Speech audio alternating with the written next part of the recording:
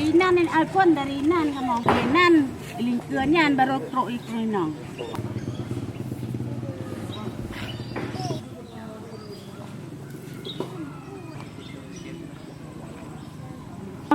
Rumah di bawah air karena airnya deras sekali. Tingginya sekitar 5 meter. Waktu kejadian ibu gimana menyelamatkan diri? Menyelamatkan diri waktu malam. Air setinggi pinggang. Tidak ada barang yang berhasil diselamatkan, Bu? Tidak ada. Apa harapan Anda untuk pemerintah daerah? Ya bantuan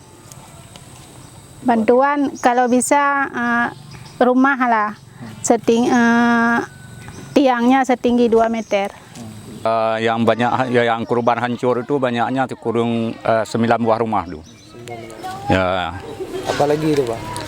Tempat TPA tuh 2 yang terendam tuh. Rumah nggak bisa digunakan lagi nih, Pak? Ya nggak bisa digunakan lagi. Hancur, Pak? Hancur. Seperti di Tupia itu ada 7 unit rumah yang rusak akibat banjir. Kemudian ada di Dwi Kareng juga ada 1 unit. Itu perkiraan kita memang belum terdata penuh, tapi prediksi memang banyak yang rumah-rumah yang rusak akibat dampak daripada banjir yang melanda di tempat kita ini.